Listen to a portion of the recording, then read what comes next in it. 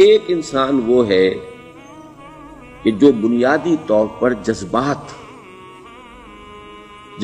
سے فیصلہ کرتا ہے. آپ اس کے جذبات کو اپیل کر لیجئے، وہ آپ کی بات مان لے گا. ایک آدمی وہ ہے کہ جو پہلے بات کو سمجھنا چاہتا ہے کہ میری عقل بھی اس بات کو تسلیم کرتی ہے کہ نہیں. بس یہ ڈسٹنکشن ہے. جو شخص چاہتا ہے کہ پہلے سمجھوں پھر مانوں، وہ انٹلیکچوئل ہے، چاہے ان پڑھ ہو. An absolutely illiterate person can be an intellectual and a PhD can be a جذباتی آدمی. PhD ہونے سے کیا ہوگا؟ ایموشنل ہو سکتا ہوں. PhD تو اس نے کی ہے کیمسٹری میں کی ہے، کسی اور میں کی ہے، بہت دیر تک بیٹھا رہا ہے بیچارہ، اور وہ بہت سے اسٹیٹسٹکس جمع کی ہیں، ڈیٹا فراہم کیا، اس کے اوپر کوئی ایک پیپر لکھ دیا، PhD ہو گئی. ضروری نہیں کہ PhD کے اندر کامن سینس بھی ہو. کامن سینس بہت بڑی ریئر سینس ہوتی ہے. It's called common sense but rarely found. اسی طریقے سمجھ لیجئے الٹریٹ شخص بھی، لیکن یہ کہ اگر اس کا مزاج جیسا ہے، اس کی ایک شخصیت ہے کہ وہ پہلے بات کہتا ہے، بات پہلے مجھے سمجھاؤ. وہ انٹلیکٹ سے یو کین اپروچ ہم تھرو ہز انٹلیکٹ. یو میں سے کہ اس کے جذباتی اسٹرکچر، اس کا ہارٹ، اس کے اور آپ کے درمیان اس کا انٹلیکٹ حائل ہے. You have to go through it. You can't reach his heart except through his intellect. ایک آدمی وہ ہوتا ہے جس کا یہاں کچھ ہے نہیں، کوئی نظریہ نہیں، کوئی خیال نہیں، نہ وہ عقل سے کوئی زیادہ سوچتا ہے، نہ کوئی. آپ نے اس کے اچھی بات کہی، اس کے دل میں اتر گئی. از دل خیزت بد دل ریزت. خلوص کے ساتھ آپ نے ایک بات کہی، بات اچھی تھی، اس کی فطرت نیک تھی، اس نیک فطرت کو بات جا کے اپیل کر گئی. And he starts going with you. میں نے تبلیغی جماعت کا اور ان تحریکوں کا جہاں تقابل کیا ہے کہ تبلیغی جماعت کی جو اپیل ہے ایموشنل ہے، انٹلیکچوئل نہیں ہے. وہ ایموشنلی اپروچ کرتے ہیں، اور جو ایموشنل پیپل ہیں وہ فوراً ریسپونڈ کرتے ہیں، پھر انہیں وہاں سے وہ اچک لیتے ہیں. نکلو اب اس ماحول سے، 3 دن کے لیے آؤ، 40 دن کے لیے آؤ، 4 مہینے کے لیے آؤ، جو بھی آؤ، 3 چلے لگاؤ، تاکہ ایک نئے ماحول میں لا کر ان کی جو ہے وہ ایک خاص قسم کی وہ ذہنی اور ان کی ایک مزاج کی ساخت بنا دی جائے. تو یہ ان کا طریقہ بہت صحیح ہے. It's very perfect. ان کی میتھڈالوجی میں کوئی لوپ ہول نہیں ہے، یہ میں آپ کو بتا دیتا ہوں. اس لیے کہ آج اس کے شخص کے دل میں ایک اچھا جذبہ ابھرا ہے، اور وہ کل ہو سکتا ہے نہ رہے. You cash it. ابھی کیش لو، ان سے نقد لو، نکالو بھائی، وقت نکالو، نقد. اور ان کا بڑا پیارا جملہ ہے، گھر گئے تو گر گئے. بڑا پیارا جملہ، گھر گئے تو گر گئے. یعنی یہی وعدہ تو کر لو نا کہ بھائی ارادے تو کر لو. بڑا پیارا انداز ہے یہ. بھائی ارادے تو کر لو. وہ ارادہ کر لیا تو آپ ایک وعدے کی وجہ سے بند گئے. اب یہ کہ اچھا بھائی چلو نکلو. اب نکل گئے تو پھر تو ان کے قابو میں آئی گئے. اب آپ انہوں نے 24 گھنٹے وہ آپ کو جو ہے اس میں رکھنا ہے کہ وہ آپ اپنی ساری سوچ وہ سب کی سب جو ہے وہ سب جاتی رہے گی. تو یہ اپنی جگہ پر it's a very perfect methodology, لیکن اس کی اپیل لمیٹڈ ہے to emotional people, not to intellectuals. ہاں ان میں ہیں پروفیسرز ہیں، یہ ہیں ڈاکٹرز ہیں، لیکن وہ ضروری نہیں کہ انٹلیکچوئل ہے. پروفیشنل ہے، ان کا ایک اپنا ایک سمجھ ہے، اس میں کام کرتے ہیں. تو یہ جو ایٹیچیوڈ ہے کہ ذہن کے راستے سے اپروچ کرنا، اسی لیے قرآن کی اپیل کیا ہے؟ افلا تعقلون، افلا یعقلون، افلا تذکرون. ساری باتیں عقل سے کہا. ابھی میں نے جیسا کہ آپ کو بتایا، قرآن تو یہ کہتا ہے کہ بغیر یا تو عقل سے بات مانی جائے گی، اور یا قرآن کی بات مانی جائے گی، یا رسول کی بات مانی جائے گی. العلم علمان ولا تخف ما ليس لك به علم ان السمع والبصر والفؤاد كل اولئك كان عنه مسؤولا. کسی ایسی چیز کی پیروی نہ کرو جس کے لیے تمہارے پاس علم نہیں. علم دو ہے، یا آپ کو اپنے حواس کے ذریعے سے علم حاصل ہوا ہے، عقل سے حاصل ہوا ہے، اور یا پھر یہ کہ وہی سے حاصل. تو یہ ہے اصل میں کسی بھی انقلابی تحریک کے لیے جو پہلا نیوکلیس بنتا ہے وہ انٹلیکچوئلز کا ہوتا ہے. پھر یہ کہ وہ چیز جو ہے عام لوگوں کے اندر بھی نیچے اترتی ہے. اس کے بعد جو فائنل سٹیج ہوتی ہے اس میں تو آپ کو عوام کو موٹیویٹ کرنا پڑے گا. اب وہ وہاں انٹلیکچوئل اپیل نہیں چلے گی، وہاں پھر ایموشنل اپیل چلے گی.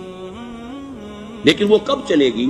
جبکہ ایک مضبوط جماعت ایسی پیدا ہو چکی ہو کہ جو سمجھ کر آئی ہو، علی وجہ البصیرت مان رہی ہو چل رہی ہو اپنی دونوں آنکھیں کھول کر چل رہی ہو، پھر ڈسپلنڈ ہو، پھر جو کچھ کہہ رہی ہے وہ کر بھی رہی ہو. ایسی مضبوط جماعت ہوگی تو ایک عوامی جو ہے کوئی تحریک اٹھا کر اسے کنٹرول کر سکتی ہے، اسے ایک ڈائریکشن کے اندر رکھ سکتی ہے. ورنہ عوامی تحریک کو کوئی کر سکتا ہے؟ عوامی تحریک خود بخود بھی دائیں بائیں کسی طرح بڑھ جائے گی. جوش اور جذبات کے اندر تو پھر انسان جو ہے وہ پھر ادھر سے ادھر نکل جاتا ہے، پھر وہ حد اعتدال پر نہیں رہتا. اس کو کنٹرول کرنے کے لیے جیسے ریڑھ کی ہڈی ہے انسان کے جسم میں، وہ جب تک کھڑی ہے میرا پورا پوسچر کھڑا ہے، اگر اس میں سے کوئی ایک منکا بیٹھ گیا تو کوب نکل آئے گی انسان کی.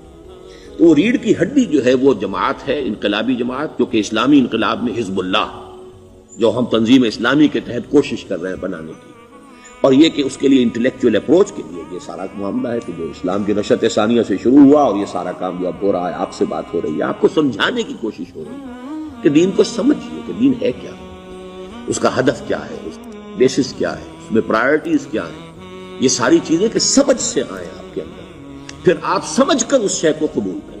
یہ ہماری پرائرٹی ہے. ہم آپ کو ایموشنلی موٹیویٹ کر کے حرکت میں نہیں لانا چاہتے.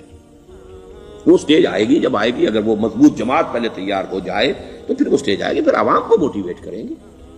اور اس وقت میں سمجھتا ہوں کہ اگر کوئی ایسی شکل ہمارے ذریعے سے اللہ نے پیدا کر دی تو مجھے یقین ہے کہ تبلیغی جماعت کے لوگوں کی بہت بڑی تعداد جو ہے کھنچ کر آ جائے گی، جیسے ویکیوم میں کوئی چیز کھنچ جاتی ہے. لیکن جبکہ انہیں معلوم ہو جائے کہ ہاں دین واقعتاً یہ کوئی اقتدار کی جنگ نہیں ہے، یہ کوئی اور مسئلہ نہیں ہے، کوئی اس میں شک و شبے سے بالا تر بات نہیں ہے، خالص دین کا مسئلہ ہے اور اس کے اوپر کوئی تحریک شروع ہوئی تو پھر وہ نکل آئیں گے. حضور کے زمانے میں بھی سمجھ لیجئے، جیسا کہ میں نے کہا الٹریٹ ہونا اور بات ہے، لیکن یہ کہ انٹلیکچوئل جو ہے وہ اسٹرکچر آف پرسنالٹی ہوتا ہے، انٹلیکچوئل یا ایموشنل. یہاں پر ایک جملہ ذرا نوٹ کر لیجئے اگر آپ کے علم میں نہ ہو. جبران، خلیل جبران جو ہے یہ ایک عیسائی مصنف تھا عرب لبنان کا، لیکن بہت بڑا ادیب تھا. اس کا ایک جملہ ہے، عقل سے روشنی حاصل کرو لیکن جذبے کے تحت حرکت کرو. یعنی عقل سے روشنی حاصل کرو، جانا کدھر ہے، منزل کیا ہے، ہدف کیا ہے، یہ عقل سے طے کرو، یہ جذبات میں طے نہ کرو، یہ تو غلط ہو جائے گا، ڈائریکشن غلط ہو جائے گا.